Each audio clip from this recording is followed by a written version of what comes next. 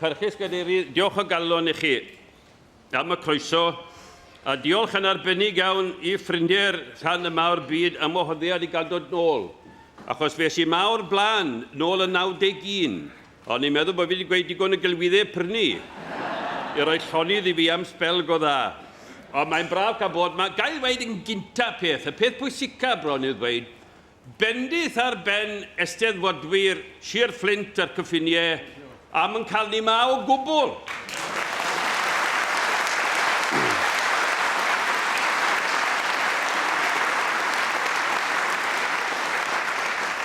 Does dim unrhyw amheuaeth o gwbl pan bydd rhywun yn mewn amser a ddaw yn ysgrifennu hanes yr Eisteddfod Genedlaethol yn yr 11th ganrif ar 20, fe fydd hon yn un o'r eisteddfodau gwirioneddol arwyddocaol. Am I bod i'n cael ei chynnal.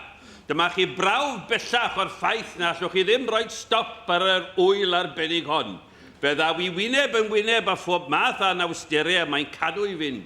A wedi'n bendith ar eich pennau chi yn Sir Fflint a phawb sydd wedi bod yn cefnogi'r wyl yma. Ac mae'n braf iawn I gael dod nôl. Be dwi am wneud, gynta I gyd, eisiau ymddiheiro, achos nid fi pia testyn y ddarlith. Fe o fynwyd I fi ar y dechrau pan ges i'r bohoddiad yma, allu di ddweud rhywbeth a allu di dynnu Daniel Owen mewn ddo fe. Wel iawn na chi gomisiwn. A mi wedes I wel dyle hynny ddim a bod yn amhosibl. A wedyn angofies I cwbl amdani ac am en hir a hwyr fe gyrheirodd rhaglen y dydd ac wele'r testyn Daniel Owen ar Wyddgrug. Anisgwyl braidd yn dweud. Anisgwyl braidd. Ond ta waith, wedaidd chi beth wi am wneud, mewn byr amser. Dwi eisiau just gofyn I chi ystyried Daniel Owen yn hermau be dwi'n mynd I alw yn celebrity culture I oes I ni'n hen gyfarwydd ar y madrodd erbyn hyn, a mae'r ffaith bod fi'n I ddyfynnu fe'n Saesneg hefyd yn arwyddocaol. Ond mi eisiau chi feddwl amdano fe, just yn syml fan hyn heddi, yn hermau oes arbennig E. A dwi'n cyfyngu'r sylwadau I 10 mlynedd yn ystod ba hun y dechreuodd ysgrifennu mewn difri. Wy'n sôn wrth gwrs am y 1870. Yn 20 oed, 1876 ar ôl I daro'n dost, mi droth Daniel Owen. Wel, mi droth at nofela mewn difri. A wi jyst eisiau sôn am y 10 mlynedd na. Be wi eisiau cynnig I chi'n arbennig heddi, yw math o gyd-destun i'w ysgrifennu E. Achos dyw e ddim yn arbennig yn yr ystyr, mae fe oedd wedi gweld rhai pethau am y tro cynta yn glir iawn. Mi roedd na nifer o bobl yn y cyfnod hwnnw oedd yn gweld beth oedd yn digwydd yng Nghymru. Camp arbennig Daniel Owen, wrth gwrs, o'r llunio nofelau. A'i llunio nhw mor afeilgar nes yn bod ni heddi yn ei darllen nhw ac yn gallu byw'r cyfnod hwnnw. Gai ddweud yn gynta dim cyn bod rhain o'ch chi'n dechrau becso, dydw I ddim yn mynd i'w adeiladu E, neu ddad adeiladu E, neu strwythuro fe, neu ôl strwythuro fe, neu drydydd stwffio fe, na diawl o ddim byd arall o'r fath. Ond dwi'n mynd I fod yn hen ddyn bach hen ffasiwn sydd yn credu bod gwybod rhywbeth am gyfnod unrhyw awdur yn para I fod yn beth pwysig, a bod ceisio I briodi fe ar cyfnod hwnnw yn dal yn beth gwerthfawr iawn I wneud. A wedyn mae gen I fan hyn ar yn cyfer ni bore yma, rhai dyfyniadau dwi wedi codi o'r 70au, lle gliwch i'r concerns yma, a llwyddo Daniel Owen I roi cig a gwaed mor odidog iddyn nhw yn ei nofelau, lle cliwch I nhw yn cael ei mynegu gan wahanol awduron mewn gwahanol bapurau. Mae'n rhyfedd beth sydd yn y cyfnod na. Pam dwi'n sôn amdano fe fel celebrity culture? Wel, gawn ni fy nôl unwaith yn rhagor at y pwynt yma sydd yn codi yn sgil yr ymosodiad mawr, beth I ni'n ei alw'n dyfregleision. O'r foment honno ymlaen, mi fuodd y Cymru wrthi hi yn ceisio creu y ddelwedd gyfadferol o'r nhw'n teimlo bod yn rhaid yn nhw chael math o compensation ar ôl yr ymosodiad. A hwnnw'n ymosodiad yn yr iaith fain ger bron y byd crwn cyfan. A mae'n ddiddorol beth sydd yn digwydd. I ni gyd yn gwybod bod R.J. Derfel ar unwaith wedi ysgrifennu math o ddrama i ddial ar y comisiynwyr oedd wedi creu'r adroddiad yma. Ond os trowch chi at y treithodydd, a cylchgrawn sylweddol hwnnw, yn y flwyddyn 1855, mi welwch chi gan R.J. Derfel erthigl. Y Cymru yn ei cysylltiad ag enwogion. A beth o fe'n gwneud yw gofyn y cwestiwn syml. Lle mae arwyr y Cymru? Lle mae'r bobl i ni eisiau nawr i roed nhw ger bron byd i'n hachub ni? A ni'n wynebu yr ymosodiad yma ar ein gwerth ni fel pobl. A mae'n erthigl hir. Mae'n rhyw 10 ar 20 o dudalennau. Yr union un cyfnod, bron yr union blwyddyn, mi roedd yr enwog H.A. Bruce, sef arglwydd Aberdâr yn ddiweddarach, mewn eisteddfod yn Merthyr, yn cyhoeddi yn ei Saesneg gorau, nad oedd y Cymru erioed wedi cynhyrchu neb a oedd yn cyfrif am eiliad yn hermed diwylliant Ewropeaidd. Doedd ni neb i gael. Mi gynhyrfodd hynny'r dyfroedd ar unwaith. A dyma'r enwog Thomas Stevens o Ferthyr, y gŵr a ysgrifennodd y literature of the Cymru, yn ysgrifennu ar unwaith i ymateb gan gatalogio enwau di-ri y Cymru yma. Y chi'r menywod ddim lot o gop brynu. Oedd ddim yn gallu ffindio meniwn unman. Hynny yw at bwrpas yr erthigl na, wi'n meddwl nawr. Ond mae'n rhestru'r rhain, ac yn rhywbeth o edliw i H.A. Bruce, nag oedd ddim yn gwybod am rhain. Ac fe fiodd am gyfnod byr gynnig y testyn yna mewn sawl eisteddfod. Hynny yw, pwy ddim yn ei godi? Dyrchafu'r Cymru yma, a'i gosod nhw ger bron fel enghreifftiau o'r agoriaeth y Cymru. A trwch chi ddilyn hwnna lawr i ddiwedd cyfnod degawd pwysig yn hanes Daniel Owen. Ar ôl i eisteddfod fawr Carnarfon ddod i ben ym 1877, honno oedd eisteddfod gynta'r hen bafiliwn. Ac oedd y Cymru'n cyfeirio at yr hen bafiliwn, dyma ateb y Cymru i Balas Grisial, Joseph Paxton, Crystal Palace. O bobl Carnarfon y cofis hyd yn oed yn dweud, oedd yn mor-heger hynny. Ond nhw'n dweud yn yr Herald Cymraeg ar ôl nhw gael y pafiliwn yma, sy'n miser genedlaethol fynd ymhellach na Charnarfon o hyn ymlaen. A chi ddiawled Paul, dych chi? A dda dy fi ddweud bod ni wedi parau grwydro. Ond oedd hyd yn oed y pafiliwn yn bwysig yn hermau creu'r ddelwedd gyfadferol yma. Achos yr eisteddfod genedlaethol oedd y sefydliad cenedlaethol, doedd na ddim byd arall i gael. Bwysig. Ac ar ôl yr eisteddfod fawr lwyddiannus honno o safbwynt y Cymru, dyma'r Times, os gwelwch chi fo'n dda, yn codi hen grachen H.A. Bruce. Ac yn edliw i'r Cymru unwaith eto, beth wedodd arglwydd Aberdâr 20 mlynedd yn ôl. Neu bo bwys da chi'n hermau Ewrop, os neu bo bwys da chi o hyd. Di ddim yn bod o hyd. Ac mi ath hi'n dipyn o gweril yn y wasg, a fe fi'n rhaid i'r hen arglwydd Aberdâr ysgrifennu i geisio esbonio i safbwynt. Beth oedd yn geisio dweud? Nag oedd ddim yn dweud bod y Cymru'n fwy twp na neb arall. Jyst bod nhw ddim wedi cael cyfle. Ond fi'n codi'r peth fel enghraifft i chi, o'r modd yr oedd y busnes ma o celebrities yn gwasgu ar y Cymru. Mae'r eisteddfod yng nghanol y stori. So dallai beido bod. Dyma'r llwyfan cenedlaethol cynta un. Fe gyrhaeddodd y genedlaethol yn Aberdâr yn 1861. Oedd hi'n eisteddfod fawr. Mi ddoth y tren i wneud hi'n bosibl i chi dynnu bobl o bob rhan o Gymru ac o Loegr, ac o'n nhw'n tyrru'r eisteddfodau.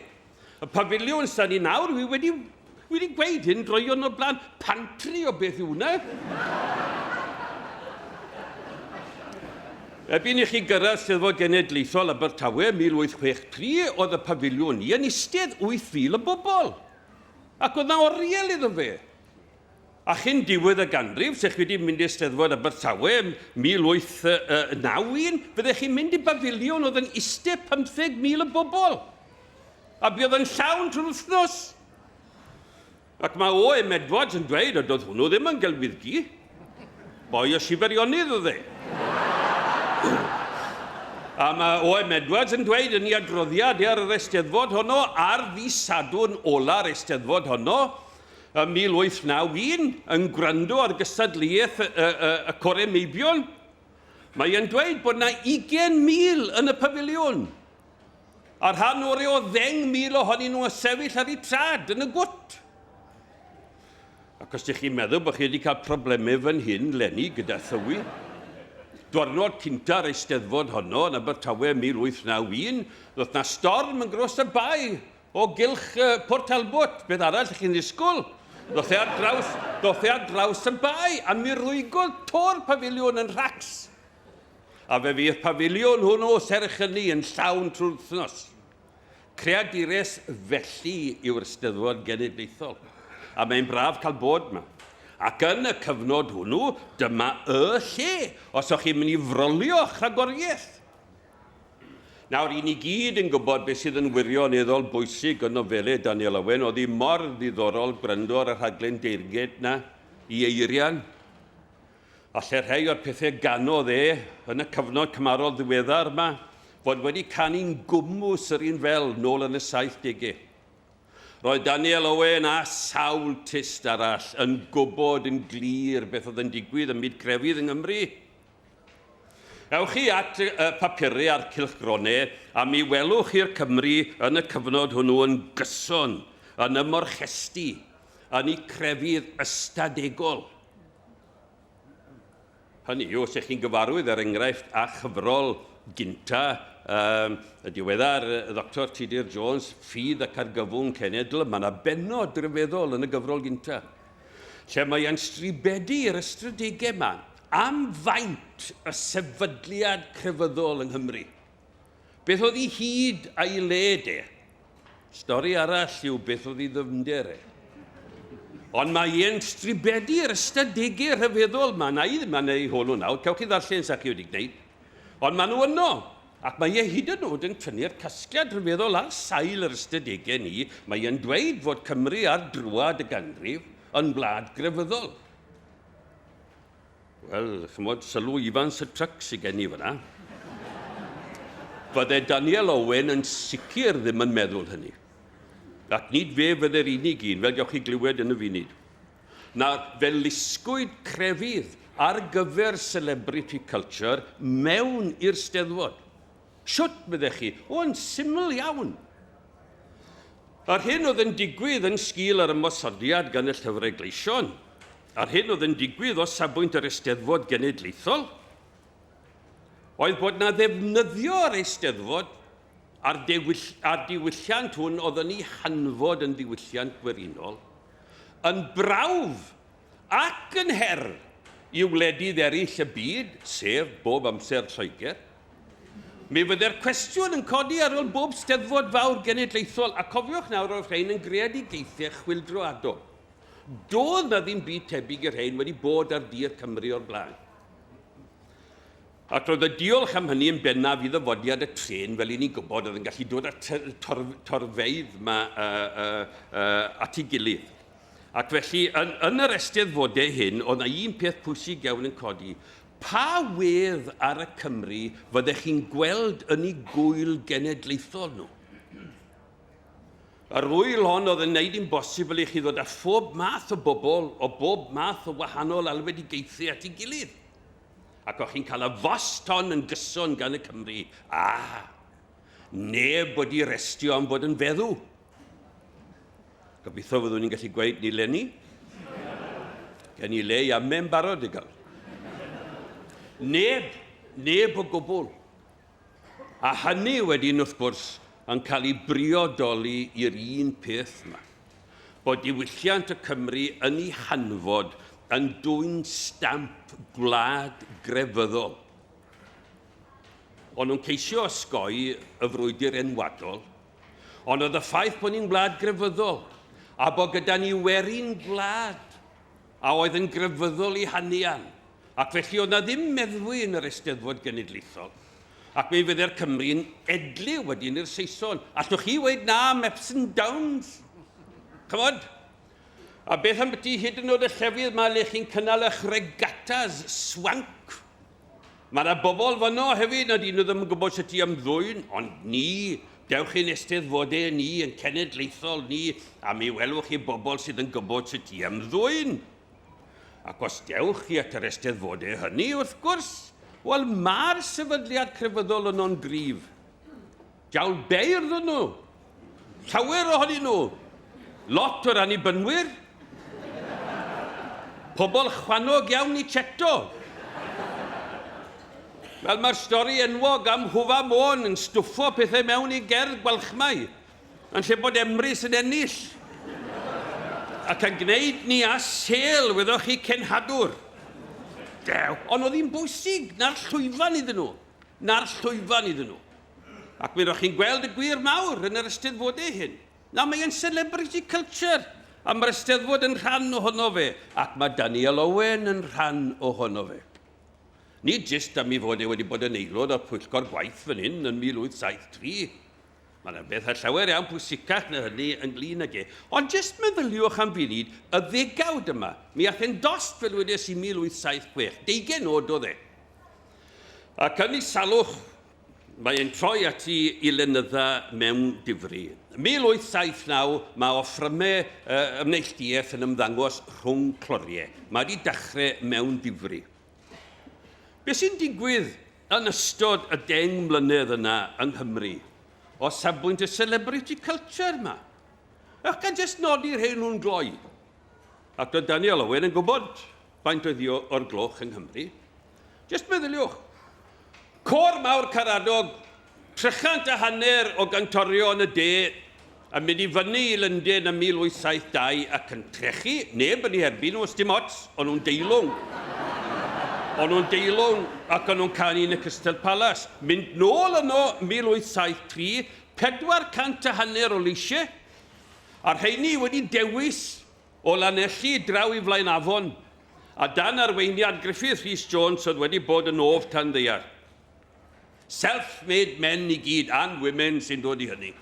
Ac o'n ymlaen, ac o'n nhw'n trechu cor Llundain fawr I hunain ym 1873. Cor Cymdeithas Tonic Solfar Llundain, dan Sir Joseph Proudman. Wedi sôn amdano nhw fan hyn o blaen. Mae'n anodd iawn I chi geisio mynegu beth oedd hwnna'n golygu'r Cymru. Oedd wedi bod gymaint dan drad yn ystod y blynyddoedd diweddara. Bo chi'n mynd i'r Crystal Palace. Oedd wedi godi yn un swydd yn 1851 mwyn I Brydain cael arddangos I gogoniant gedron y byd. A dyma'r Cymru mynd na. O cwbl oedd yno'n cynrychioli Cymru 1851 oedd Bwcediad y Lo. A dyma'r cor ma'n mynd. 2 ran y 2 ohonyn nhw'n uniaeth Gymraeg. Rhan fwyaf nhw'n mynd i fod mas yn Gymru erioed. Mae'n lan ac yn trechu iawn. Yr un adeg yn union. Weddwch chi, dyma'r boi Stanley yma yn darganfod Livingston. Oedd Livingston ddim ar goll, oedd e'n gwybod le oedd e. Ond fe ath Stanley wylo fe. Wel, wrth gwrs, mi ath hwnna'n stori trwy'r byd. Mi ath I trwy'r byd. A beth ddigwyddodd diawl, dyma Stanley'n gweud nag oedd yma'n Gymro gwbl. Dyma fe'n diarddel I wlad. A mae eisiau chi ddarllen papurau'r cyfnod na. A Cymru meddwl nefodd, ma beth yw llys genad. Henry Morton Stanley. Darganfod Livingston. Ddim eisiau gwybod. Wel, pan bych chi'n darllen I hanes, gallwch chi'n mabeio fe. Sym ots am hynny nawr. Mi wrthododd. Beth arall sydd yn digwydd yn y cyfnod na? 1873. Wel, chi'n bod se diw I hunan wedi dod bydde hynny dipyn o gymwynas. Ond fe ddoth na foen I lefydd, ddoth Gladstone i'r Wyddgrug. Fe ddoth Gladstone i'r Wyddgrug. Allwch chi ddim a gorddweud pwysigrwydd y peth o safbwynt moral y Cymru. Celebrity mynyffa chi. A mi ddoth Gladstone i'r Steddfod yn yr Wyddgrug fan hyn ac mi ganmolodd y Cymru. Darllenwch adroddiad y godidog John Griffith o Gohebydd yn y fanau. yn dweud ffech chi'n syml beth o hwnna'n olygu'r Cymru, bod Gladstone yn dod i lwyfan y genedlaethol. Ond oedd yn bod yn cwrso'r Prince am flynyddoedd. Ond oedd hwnnw'n cwrso pethau eraill, beth efo.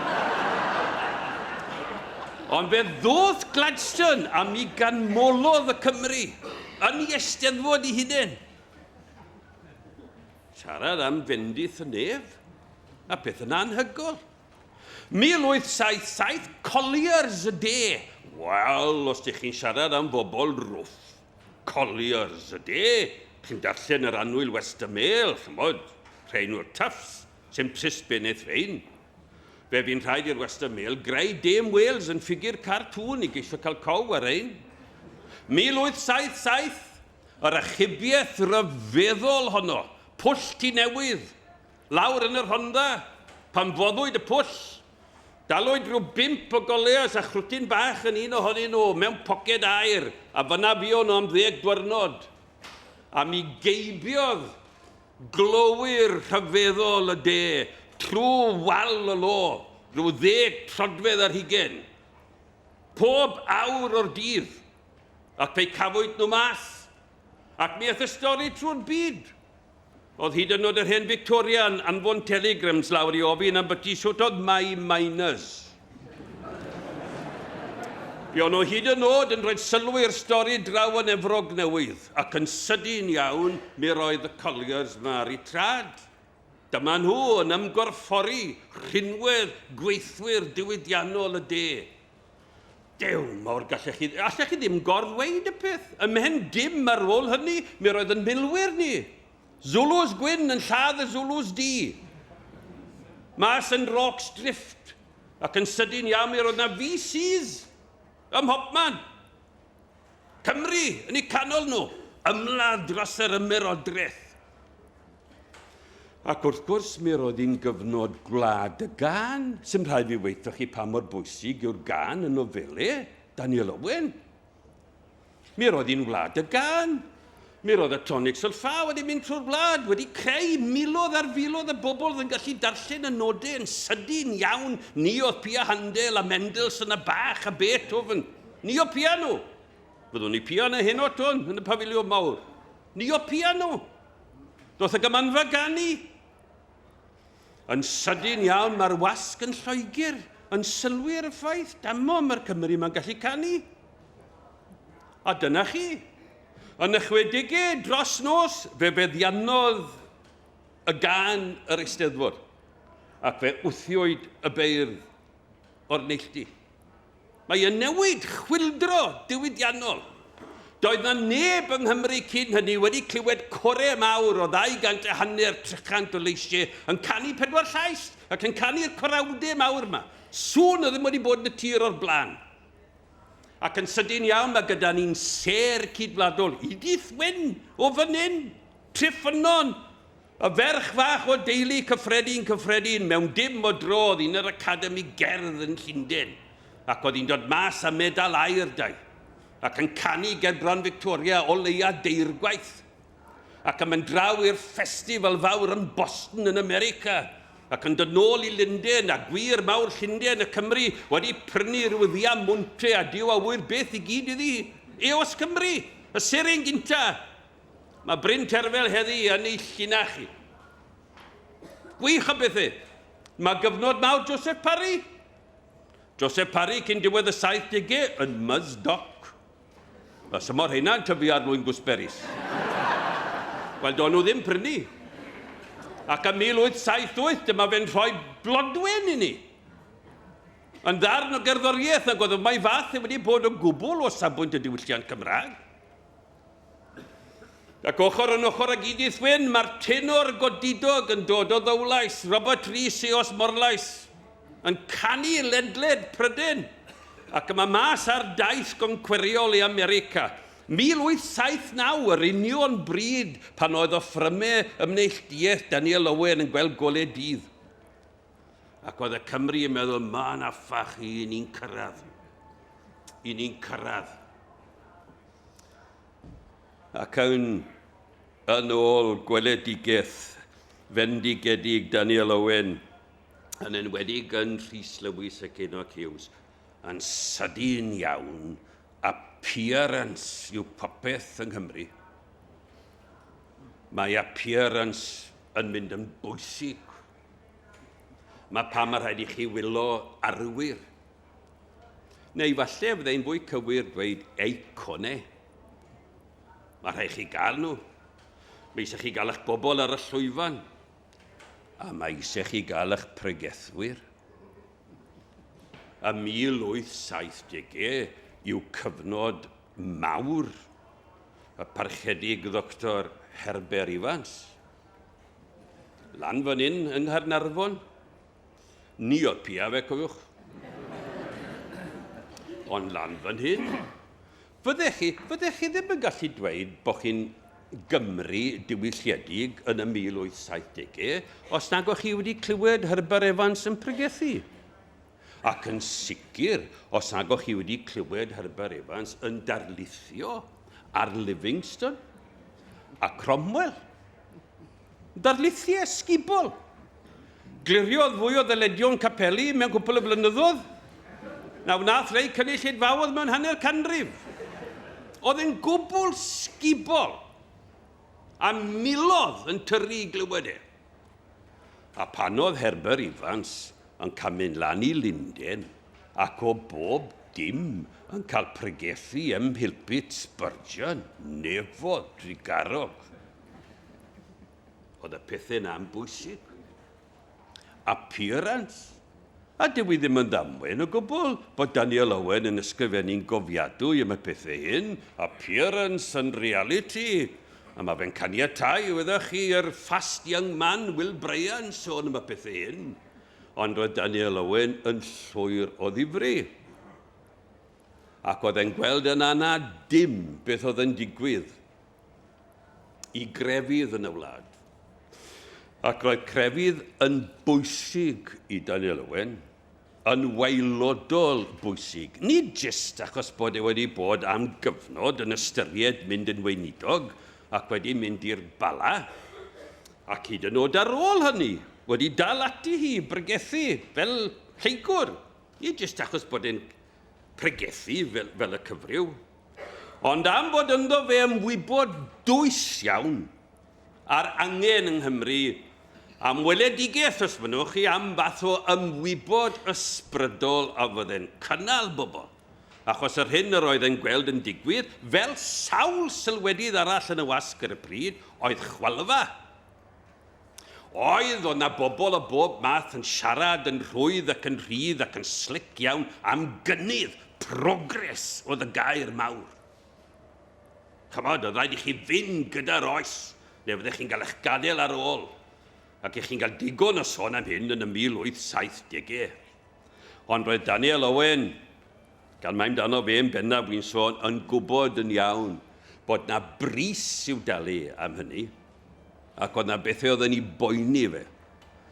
A'r peth oedd yn ei boeni am fwy na dim oedd gweld cymdeithas yn colli gwerthoedd. Heb lwyddo i ffindio rhywbeth teilwng i roi yn ei lle nhw, ac mae hyn yn ei flino fe yn gyson.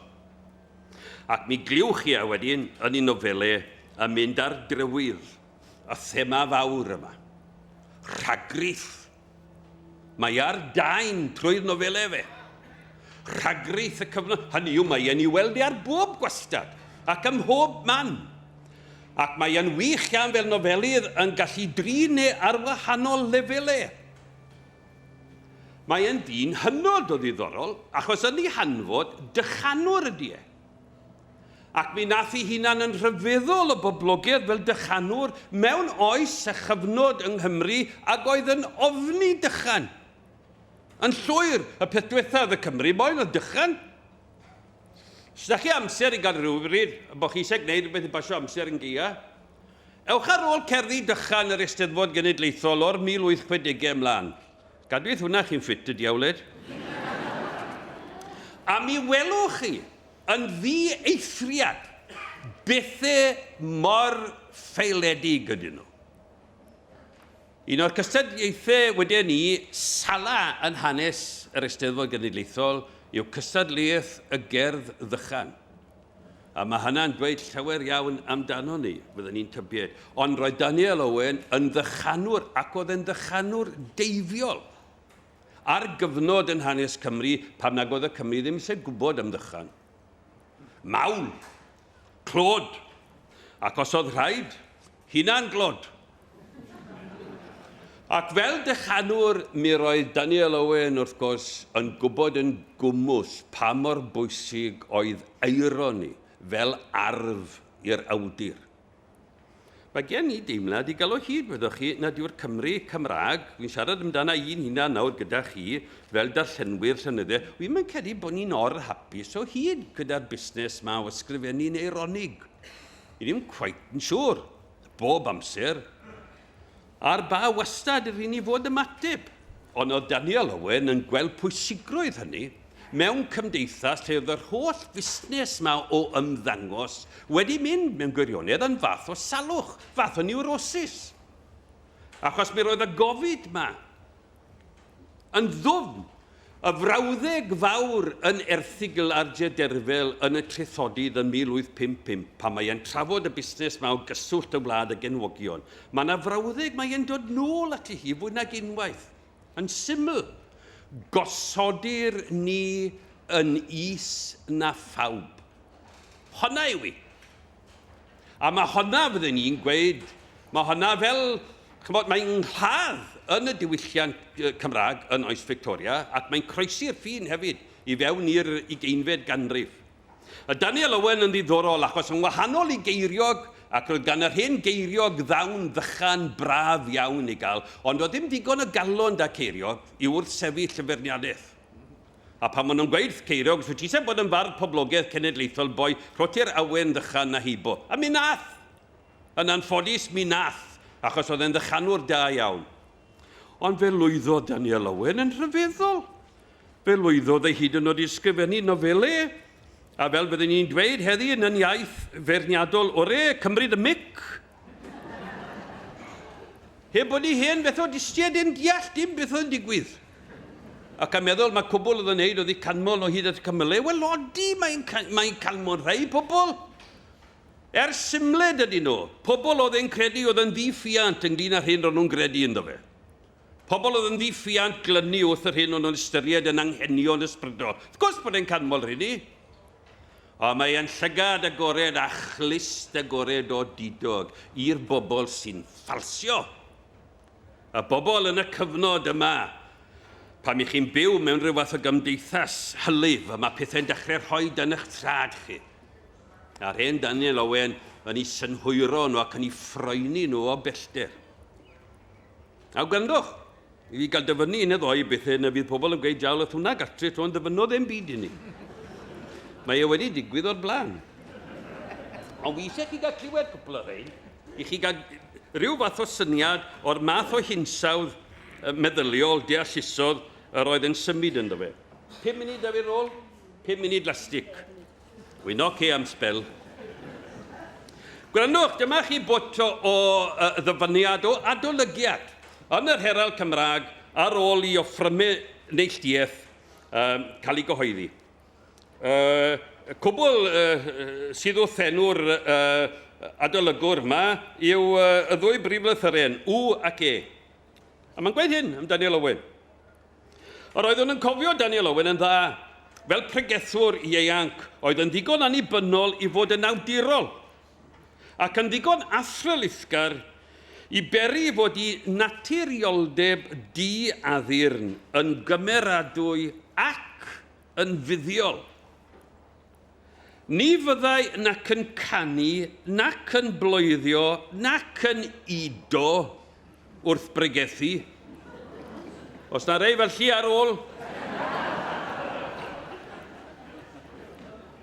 Dim ond siarad, a hynny yn gyffredin mewn iaith, fyddai yn ymylu ar fod yn rhy foel, gan ei symledd. Dim rhaid i fi weithio chi bobl y babell len, diawch pwynt mae mor amlwg, fi jyst yn ei nodi e. I chi'n gwybod, gysyll â fi pa mor bwysig i bregethwyr Oes Victoria, chyfnod Daniel Owen, oedd yr hethreg bilpidol. Chi'n mynd eich marc, fy pregethwr, Ond I bai bod chi wedi meistroli honno. Be sy'n gwneud Captain Trevor Enoch Hughes yn gymeriad na allwch chi fythau ynghofio fe, yn ddiawl mewn croen o ddyn. Na chi foi oedd wedi meistroli iaith y bywyd, iaith seiet, I gymaint graddau fel ei fod yn gallu defnyddio chi I ddifa bywydau pobl. Llofrydd iaith, Captain Trevor. A mae jyst yn dweud wrthych chi, pa mor glist agored o Daniel Owen i'r hethreg honno. Neu fel mae'r beirniad yn dweud heddi, disgwrs. Chi sef ei sillafu wna I chi'n Saesneg? Wrth gwrs bod e'n ddeall y peth, i'r dim. A mae'n ddiddorol fel mae hwn yn nodi arddull Daniel Owen. Dim ond siarad. A hynny'n gyffredin mewn iaith fyddai'n ymylu ar fod yn rhy foel gan I symledd. Ond hynny, y cyfryw fyddai newyddeb ac eto priodoldeb I ddull o drin y materion, neu y cymeriadau yr ymdafle yn ddynt, fel y gorchmynnau wrandawiad ac ystyriaeth astyd I gynulleidfaoedd mewn tref a gwlad. Wy'n dyfynnu'r pwtyn byrna o union flwyddyn ymddangosiad o ffrymen neilltuaeth rhwng cloriau. Achos yn yr un pwtyn byrna o ddyfyniad, mae'r boi yma, neu'r foies yma, pwy bynnag ydy nhw, yn dweud yn gwmws, mae'n mynd yn union at guddiad cryfder Daniel Owen o nofelydd. Nawr, eisiau chi wrando ar ddau ddyfyniad. Dyfyniad y tad a'r mab. Mi ath Daniel Owen i'r Bala, lle roedd Lewis Edwards yn bab. A eisiau chi wrando ar Lewis Edwards yn sôn am y pethau oedd yn ei flino fe. Mae ym Manceinion, a bethau diflas yw glasus. Mae ym Manceinion, union nhapel y Methodistiaid, Grosvenor Square, Manceinion. A mae yna gyrddau pregethu ymlaen yna. A gwrandwch am eiliad. I ni jyst y Manceinion, a wi jyst gyda'r Methodistiaid. Oedd yna 4 capel gan y Methodistiaid yn Manceinion erbyn y flwyddyn 1871. Hwn yn Grosvenor Square, un yn Salford, un yn Haywood Street ac un yn Every Street. Gwrandwch ar y ffigurau hyn. Cyfanswm y cymunwyr yn y 4 capel na, y cymunwyr nawr, 862 o gymunwyr yn y 4 capel. Disgyblion ysgol Sul a'i athrawon a'i athrawysau, 904 o ddisgyblion yn yr ysgol Sul yn y 4 capel na, yn cael ei dysgu gan 82 o athrawon ac athrawysau.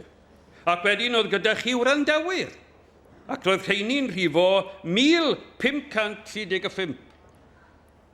Mewn 4 capel, gan y Methodistiaid ym Manceinion ym 1871. Wel, nefodd fyddech chi'n gweud lle I orfoleddu. Hynny yw, gaich atgoffa chi eto ar sail ystadegau o'r natur yna, y dywedodd y Dr Tudur Jones bod Cymru ar droad yr 20fed ganrif yn wlad grefyddol. Ond gwrandwch ar Lewis Edwards, neb llai. Fe sy'n treithi yn y cyrddau yma ym Manceinion am 1872. A nawr, wrth bod chi'n gwrando ar geiriau yma, clust ymrawndewch hefyd a nofelau Daniel Owen. A pwynt mor amlwg, jyst ddim rhaid fi wneud yn or amlwg I chi, bobl y babell llym fan hyn, ond mae'n ddiddorol.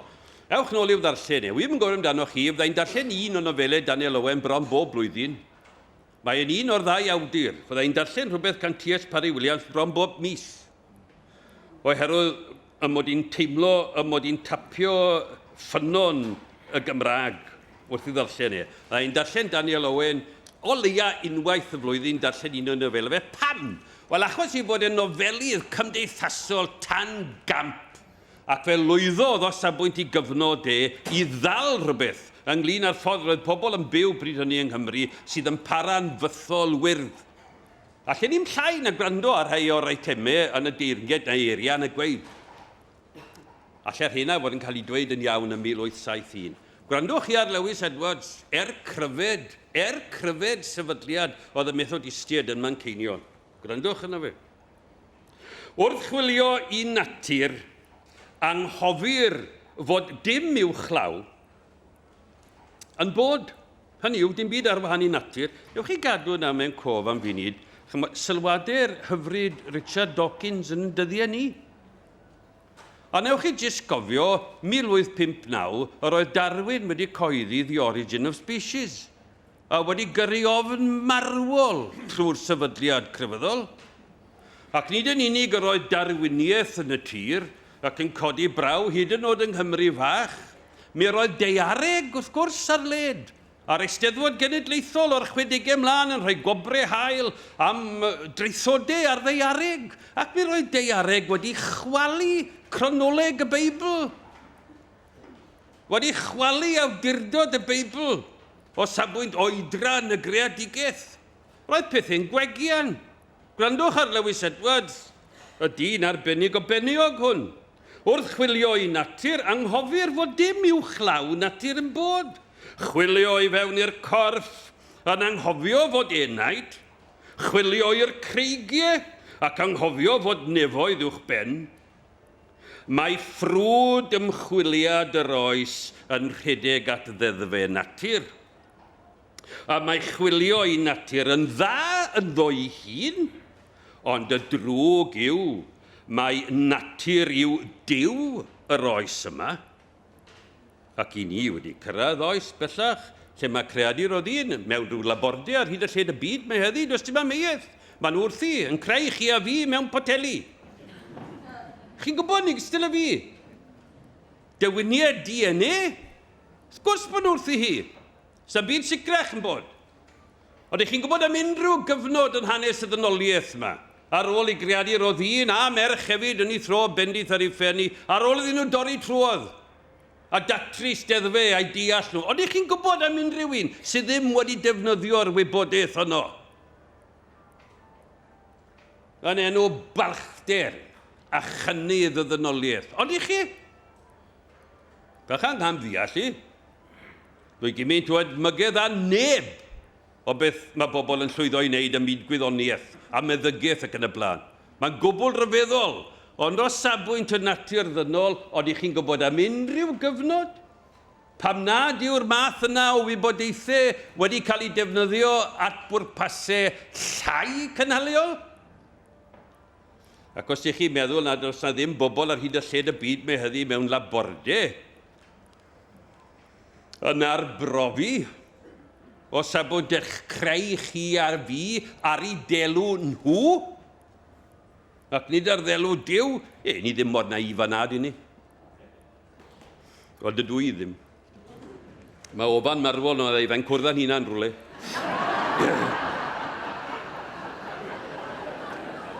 Ie. Ond y drwg yw, mae natur yw Duw yr oes yma, rhaid codi y meddyliau i'w chlaw y gweledig. A mae Duw yn bod, ac a mae ysbryd i fyw byth yn omlinau. Dyna pethau mawr. Mae sŵn llawer iawn o chwilio am y ddeiar, am natur a'i deddfe. Ond dyma bethau fydd i dragwyddoldeb. Deddf foesol. Hwna chi beth Old Hat i siarad amdano fe nawr. Deddf foesol. Treuwch chi ddarllen o fel y Daniel Owen heb feddwl a mi ymwneud ar ddeddf foesol. Heriau chi.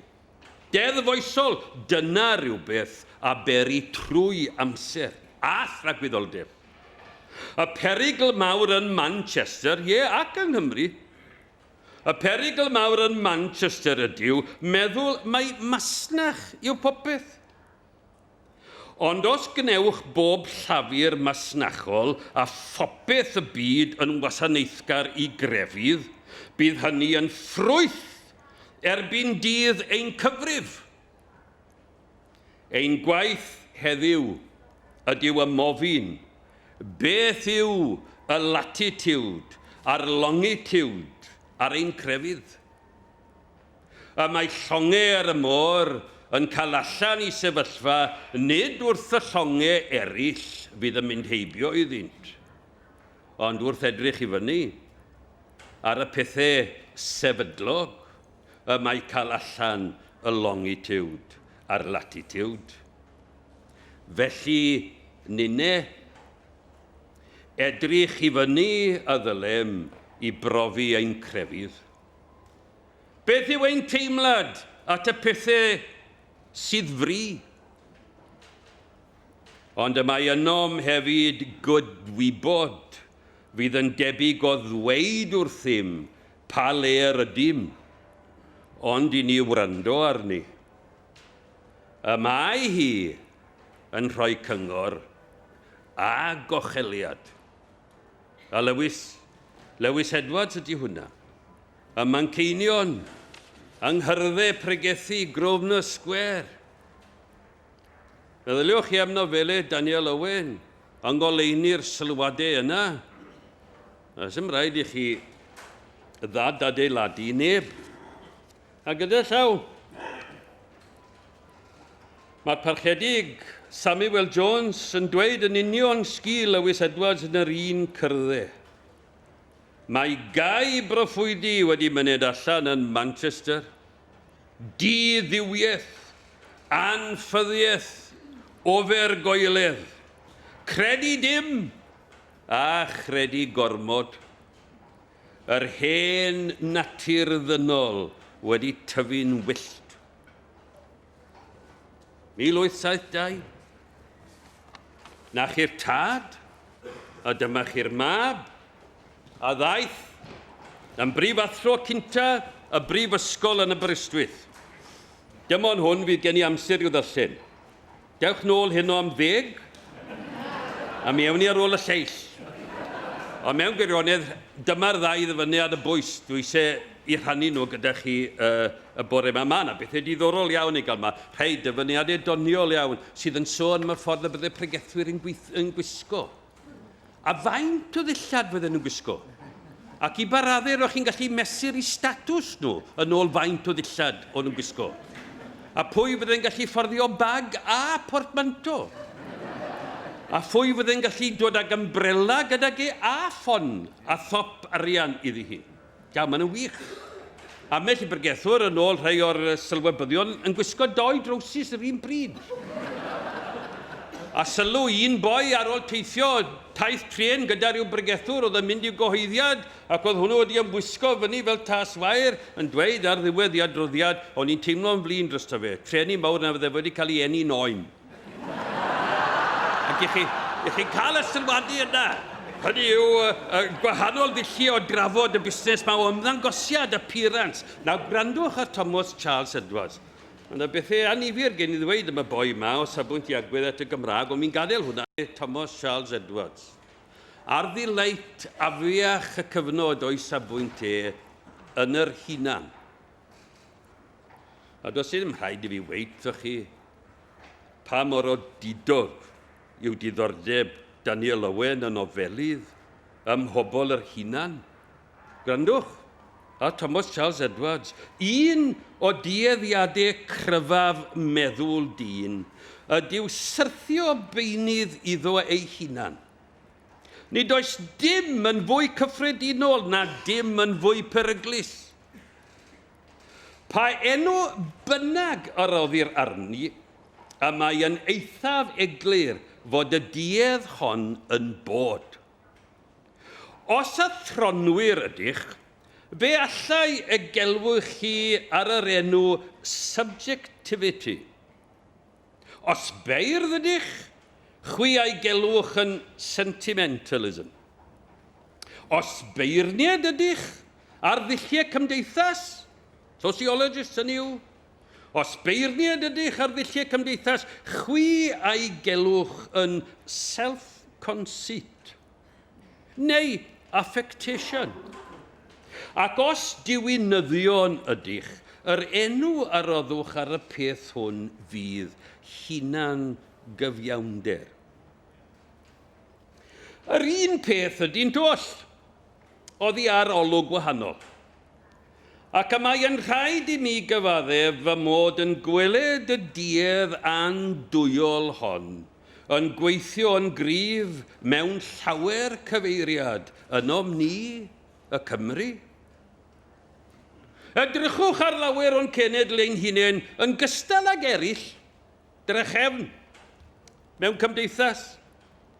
Pwy all wadi nad oes llawer o bobl yn y dref hon yn pydru mewn rhodres a mersendod. Wel, holwch, pa gymeriadau nofelu Daniel Owen sy'n dod ar unwaith i'ch meddwl chi? A maent yn llawer iawn rhy ymwybodol ohonynt eu hunain. Yn lle bod yn naturiol, a mae ei holl fywyd yn gelfyddydol, sef artiffisial. A'i hamcan ym mhob peth ydyw ymddangos yr hyn nad ydynt. Duw, darllenwch y darnau gwych lle mae Capten Trevor yn treithi, pa mae e'n ceisio perswadwr Pôr Dabs yn rhoi arian iddo fe. Ar gyfer pwll sydd yn dwyll i gyd. Na chi un o'r gydion gwych Daniel Owen yn erbyn daeareg, y ffydd newydd. Sem Llwyd a Capten Trevor, diawl, maen nhw'n credu bod plwm yn y pwll, sy'n byd i gael na. Sy'n byd i gael na. Mae hwn yn wych. Dilynwch ni un cyfarfodydd eglwysig. Pa beth a welir yno yn rhy fynych, ond hunan gyfiawnder, dan rith hunan ffieiddiad, na chi wych. Bobl y seiet yn cystadlu a'i gilydd. Pwy all weid? Chymod, pwy all weid ore am ei bechodau? Chymod, cadeg wedi pechu ddwywaith gymryd ti yn y 5 munud ddiwetha. Rhaid oedd yn codi i gystadlu dweud pechod. Dawn. Meddylwch am seiadau nofelu Daniel Owen. Pa beth a welir yno'n rhy fynych ond hunan gyfiawnder dan rith hunan ffieiddiad self-contempt. A balchder yn dangos i hunan yng ngharpiau gostyngeidrwydd. Pam y cyll dynion i gafel o ffeithiau a gwrthrychau mawrion y byd ysbrydol? Y mae yr effeithiau niweidiol yn sicr o dorri allan mewn gwahanol ffyrdd pan fyddan nhw'n colli gafel ar hynna. Ond yn yr oll ohonynt, hwn yw y gwenwyn marwol, fod dynion yn edrych arnynt eu hunain yn lle ar ddiw. Dylai ein holl grefydd, a'n holl foes, a'n holl foddion o ras, fod fel y gwydir gloiw. Wy'n licio'r disgrifiad na o nofelu Daniel Owen. Achos dyna beth mae fe'n neud, ydy dangos y pethau ma'n glir. Gwydir gloiw yw ei nofelau fe. Dylai ein holl grefydd, a'n holl foesau, a'n holl foddion o ras, fod fel y gwydir gloiw, yn anweledig i hunain tra y galluogant ni i weled y gwrthrychau ysbrydol. Beth yw y feddyginiaeth? Dilyn esiampl yr hen ddiwygwyr a'r crefyddwyr gorau yn ein plith hyd heddiw. Meddyliwch amdani nhw. Y nofelu Daniel Owen. Pwy nhw? Pwy yw'r rhain? Dilyn esiampl yr hen ddiwygwyr a'r crefyddwyr gorau yn ein plith hyd heddiw. Dwy'n Duw a Christ yn fwy o'r golwg yn ei fywyd hardd a'i farwolaeth iawnol, gogoniant i berson ac effeithiolrwydd ei eiriolaeth, a byw yn fwy o dan ddylanwad y byd tregwyddol. Ewch nôl at nofelu Daniel Owen gyda'r ddau ddyfyniad na yn eich co. Ac yn fendigedig o bwrpasol, bron ar ôl troi tudalen ar ôl darllen y dyfyniadau yna, beth fi'n weld? Wy'n gweld llith golygyddol ar y farchnad bregethau. Yn y goleuad y bobman. A beth mae'n weid yma farchnad bregethau? Diw, mae'n gweud bod gweddwon pregethwyr yn hysbysebu A beth maen nhw'n hysbysebu? 300 o bregethau, ysgrifenedig, da, gwreiddiol hollol, ac heb i pregethu ond unwaith.